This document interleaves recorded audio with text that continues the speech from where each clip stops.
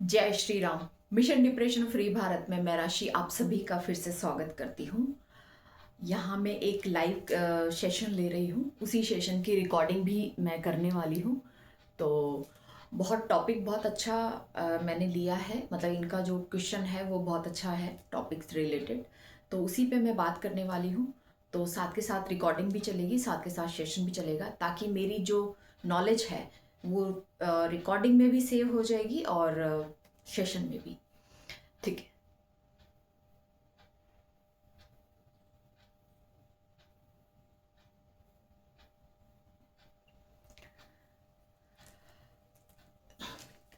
जय Shri Ram. Mission depression free Bharat में मैं राशि आप सभी का फिर से हार्दिक स्वागत करती हूँ। देखिए, आपका सवाल है कि मैम मैं एक नार्सिसिस्ट के साथ रिलेशनशिप में हूँ, राइट? अब मैं उससे कैसे करूँ, मतलब कैसे मैं उससे डील करूँ, मुझे समझ नहीं आ रहा है। देखो, नार्सिसिस्ट के विरुद्ध कैसे आपको डील करनी है उसका सबसे पहला पॉइंट समझाती हूँ आपको। सबसे पहली स्टेप क्या है? नार्सिसिस्ट के विरुद्ध आप अपनी खामोशी को अपनी ताकत बनाओ। आज इसी को समझेंगे कि एक नार्सिसिस्ट के विरुद्ध हम अपनी खामोशी को कैसे अपनी ताकत बना सकते हैं। देखो देखो नेहा, हर आदमी की जिंदगी में ना एक पल ऐसा आता है जबकि जिस रिश्ते में वो है ना, वहां सामने वाला व्यक्ति एक नार्सिसिस्ट होता है। लेकिन हमें ये बात पता नहीं चलती, या पता चलती तो तब तक बहुत देर हो चुकी होती है। समटाइम्स पता चल जाता है पर समटाइम नहीं भी चलता। यानी उसे एक तरह का नेगेटिव पर्सनालिटी डिसऑर्डर होता है, जिसमें वो अपने फॉल्स ईगो के साथ जीता है। वो अवेकंड नहीं होता, उसकी ऑथेंटिक सेल्फ के साथ ना जीकर वो अपनी एक फॉल्स ईगो के साथ जीता है। ठीक है। फॉल्स ईगो का मतलब हो गया कि उसके कुछ ऐसे बचपन के या पहले के या किसी भी तरह के कोई ट्रॉमा होते हैं जो कि अनहील्ड होते हैं, जिसकी वजह से वो फॉल्स ईगो में रहता है। इस रिश्ते में ना तुम्हें कभी भी रेस्पेक्ट नहीं मिली है, कभी भी नहीं। इस रिश्ते में सम्मान की कोई गारंटी नहीं होती है।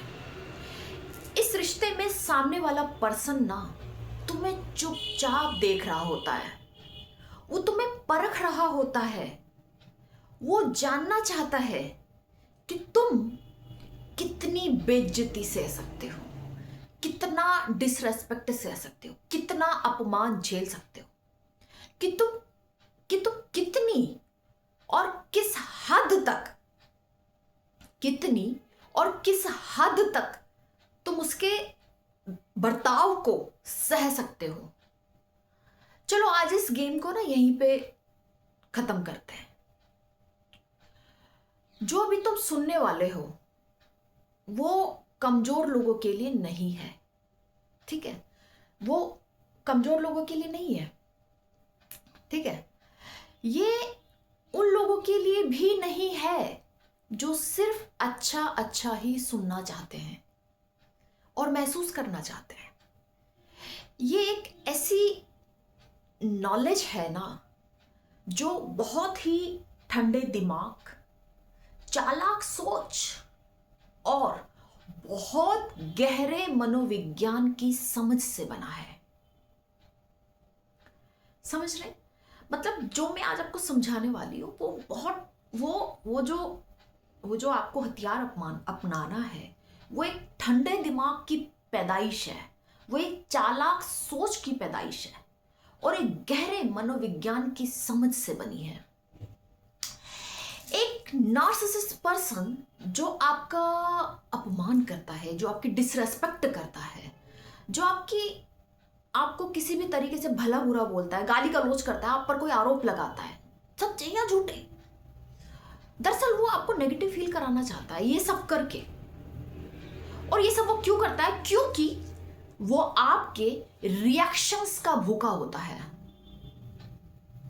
आपकी रिएक्शंस को देखकर उसे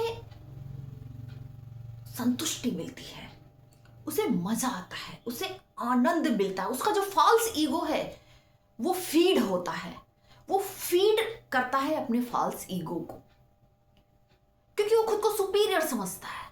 उसे लगता है कि मेरे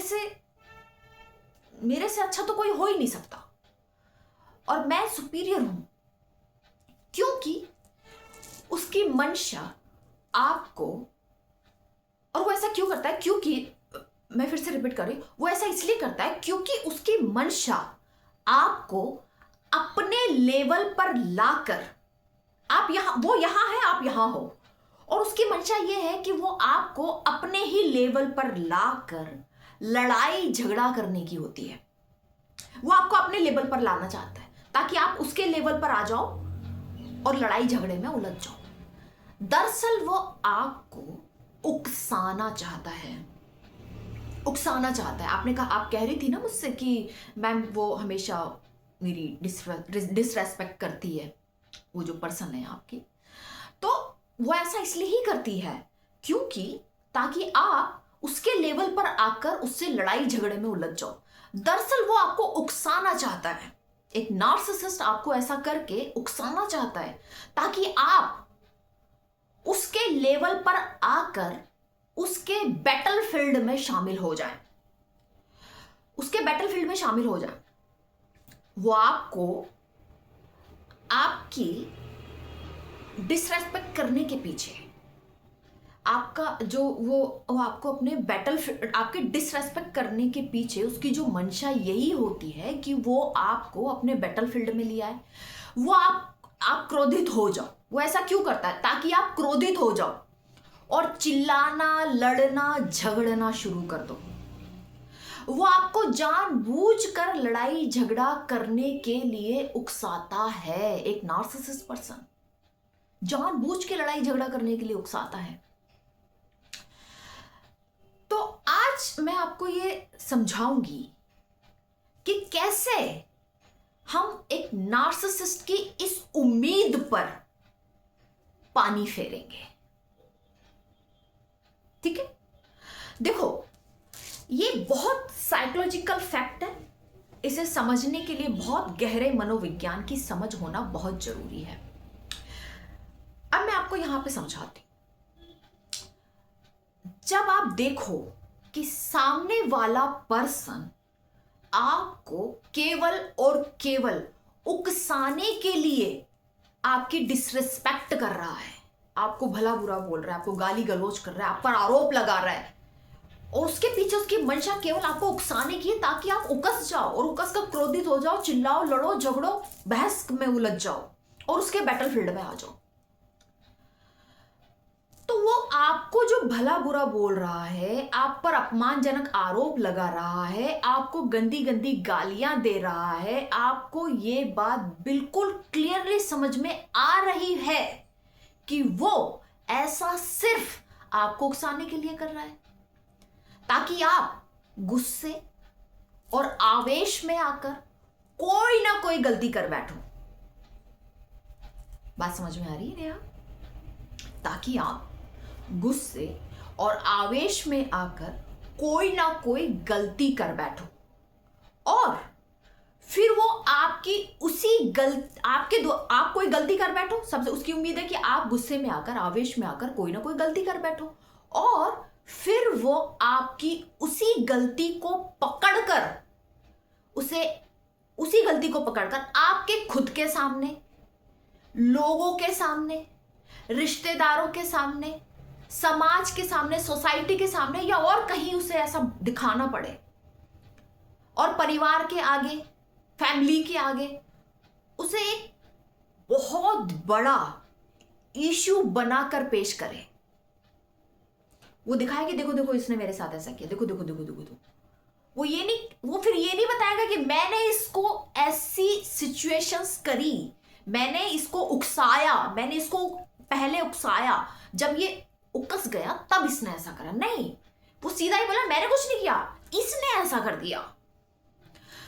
तो वो आप कोई गलती कर बैठो, उसका मकसद है कि आपको गलती कर, ताकि वो आपकी उस गलती को सारी दुनिया के सामने पेश कर सके। तो अब हमें क्या करना है? हमें अपनी खामोशी को, अपनी चुप्पी को अपनी ताकत बनाना है। आपको अपनी खामोशी को अपनी ताकत बनाओ, अपनी खामोशी को अपनी ताकत बनाओ और चुप्पी को अपनी ढाल बना लो। तुम्हारी खामोशी तुम्हारा हथियार है एक नार्सिसिस्ट के विरुद्ध। यहां में खामोश रहने का ये मतलब नहीं है कि आपको सब जगह खामोश रहना है। मैं कह रही हूं समझना होगा, नार्सिसिस्ट की मनोविज्ञान को समझना, नार्सिसिस्ट के मन को समझना होगा। उसको समझकर अपनी इसी खामोशी को अपना हथियार बनाओ, अपनी चुप्पी को अपनी तलवार बनाओ, अपनी ढाल बनाओ। और ये ऐसा हथियार है और ये इतना खतरनाक हथियार है कि एक नार्सिसिस्ट को बिना कुछ बोले ही तोड़ कर रख देता है। दरअसल जब एक टॉक्सिस और एक नार्सिसिस्ट पर्सन हमारी बेइज्जती करता है तो हमारे अंदर की हर एक चीज अंदर से चिल्लाती है कि जवाब दो ना, जवाब दो ना। देते क्यों नहीं? पलट कर जवाब दो, खुद को सही साबित करो, कुछ ऐसा बोलो जो सामने वाले को चुप करा दे। लेकिन ध्यान रखना, यही तो वो चीज है, यही तो वो चीज है जो सामने वाला तुमसे चाहता है। उसे तुम्हारी प्रतिक्रिया चाहिए, उसे तुम्हारा रिएक्शन चाहिए, क्योंकि वहीं से वो खुद को फीड करता है, अपने फॉल्स ईगो को फीड करता है। उसे तुम्हारी एनर्जी चाहिए, उसे तुम्हारी ऊर्जा चाहिए। दरअसल उसे ये दिखाना होता है कि वो तुम्हें इमोशनली डिस्टर्ब कर सकता है। वो तुम्हारे जज्बातों को हिला सकता है। उसे ये दिखाना है कि मेरे अंदर इतनी हिम्मत है कि मैं तुम्हें इमोशनली, मेंटली डिस्टर्ब कर सकता हूं। और जिस पल तुमने रिएक्ट किया, उसी पल समझो तुम हार गए। क्योंकि वो जो चाहता था वो तुमने उसको दे दिया। वो यही तो चाहता था, तुम्हारा रिएक्शन चाहिए था उसको, तुम्हारी प्रतिक्रिया चाहिए थी, और वो तुमने दे दी और वो उसको मिल गई। वो खुश, वो सैटिस्फाइड। मनोवैज्ञानिक और साइकोलॉजिस्ट ये बात बहुत पहले ही समझ चुके थे कि जो इंसान हर छोटी बात पर रिएक्ट करता है वो मेंटली स्ट्रांग नहीं होता है। इस सिचुएशन में तुमको एक ऐसा व्यक्ति बनना है जो अपमान का जवाब गुस्से से नहीं देता, बल्कि एक ठंडी और शांत खामोशी से देता है।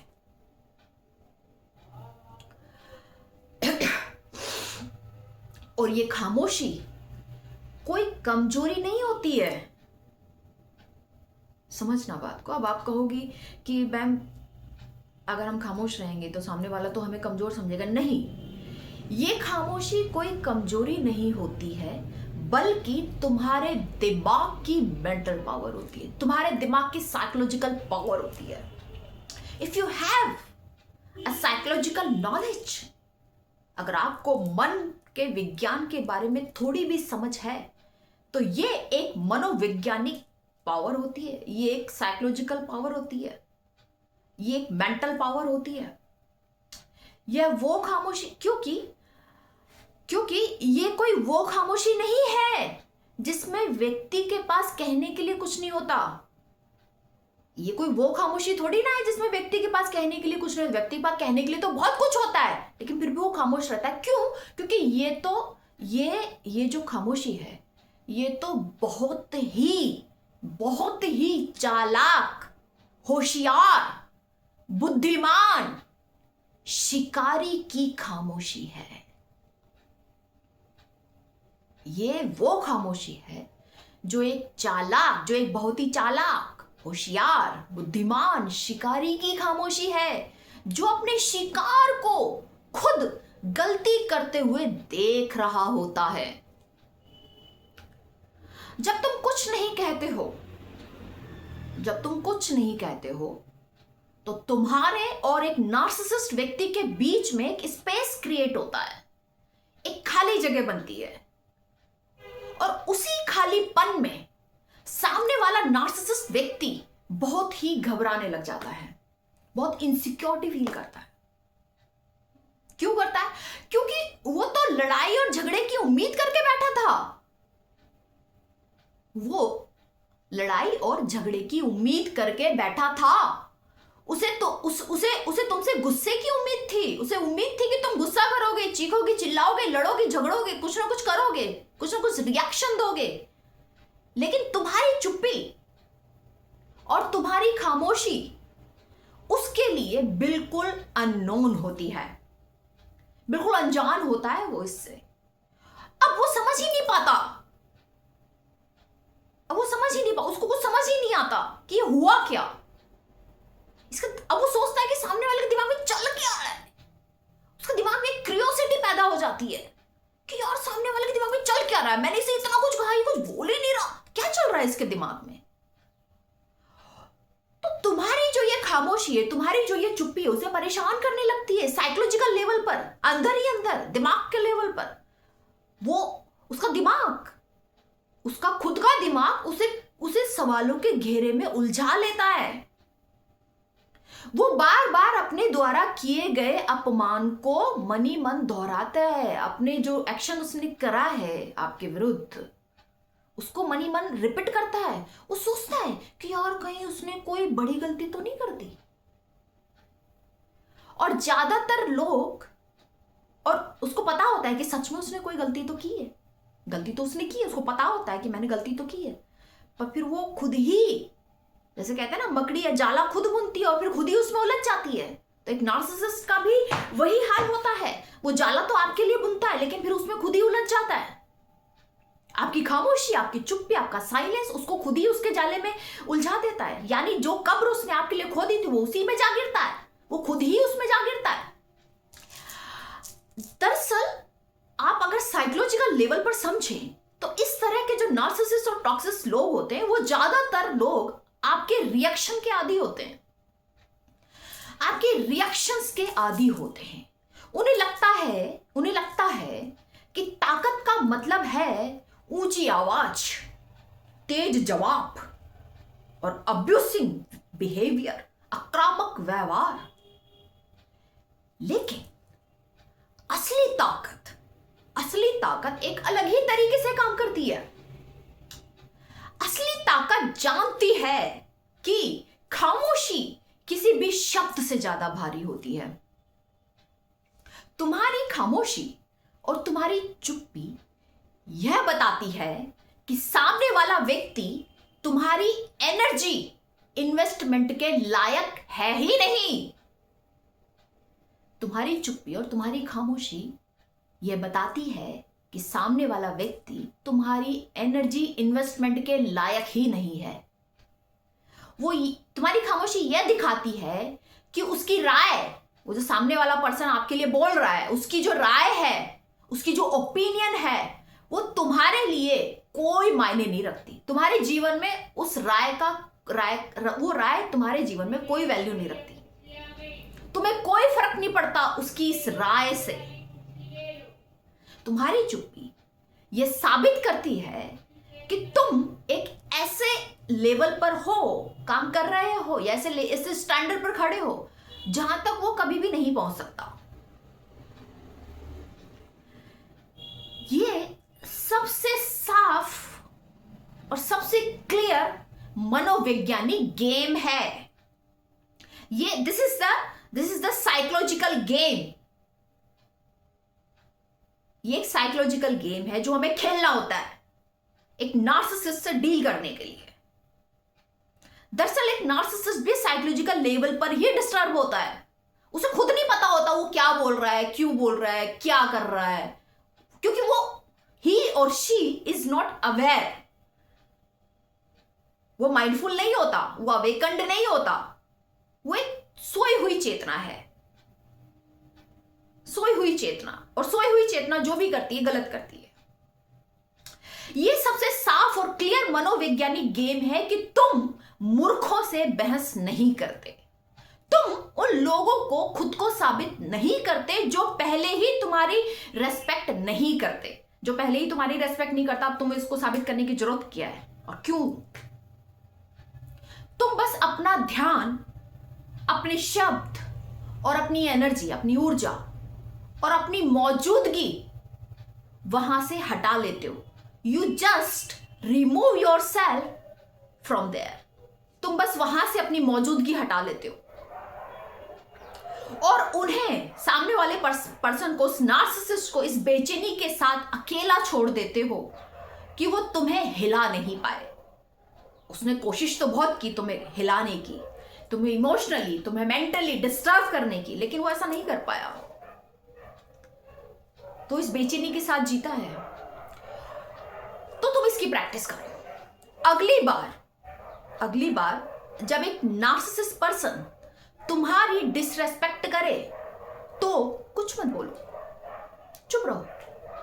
उसका चेहरा देखो, उसकी आंखें देखो, उसके चेहरे पर उसकी उलझन को पढ़ो, उसके साइकोलॉजिकल और इमोशनली उसके चेहरे पर जो भाव है उनको देखो, उनको पढ़ो, उनको समझो।